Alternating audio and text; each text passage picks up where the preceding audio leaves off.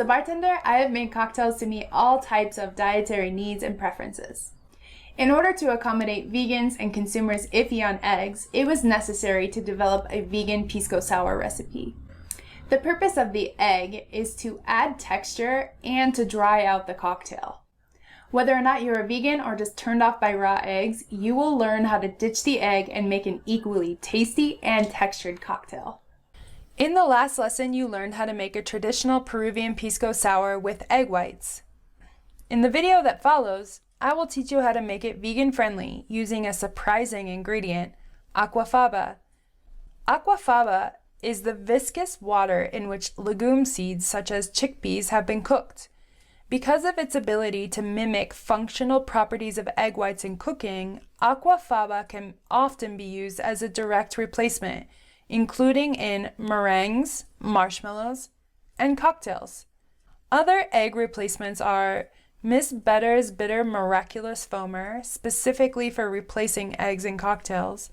You can also froth up coconut milk or soy milk. If you are wanting to avoid using eggs in your pisco sour, now you have options. After the video, remember to complete the activity for lessons 20, 21, and 22, and complete the Unit 6 quiz before moving on to Unit 7. Thanks so much! Hey everyone, it's great to be with you, making cocktails this time, and today I'm going to walk you through a vegan pisco sour. Very similar to the pisco sour, we're just going to sub aquafaba for the egg whites, so let's get started.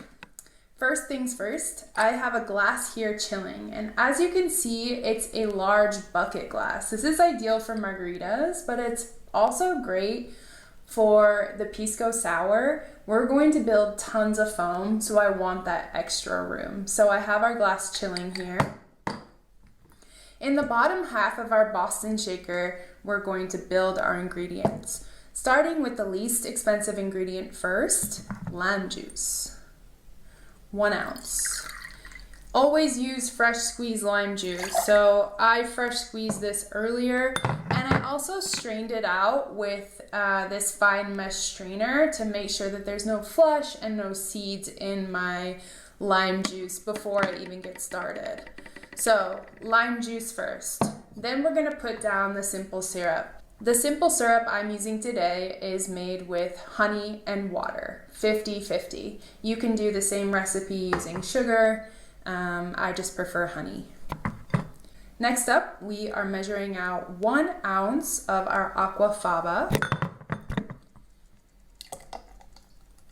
And now our most expensive ingredient is our pisco. I'm using quebranta.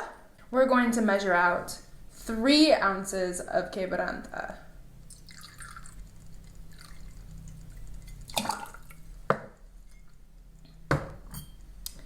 Now, we are going to employ a dry shake. Just like Tatiana showed us with the pisco sour, the same goes for here. So topping our Boston shaker, we're going to give it a shake. And this is where we're building a lot of foam, so don't be shy. Give it some muscle.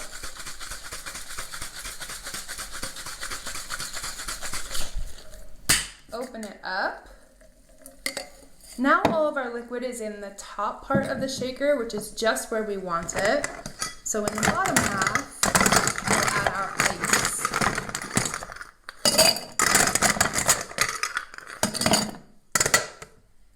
Putting all of the liquid back into the bottom over the ice and closing it up, we're going to shake again. Again, muscle. We want the foam.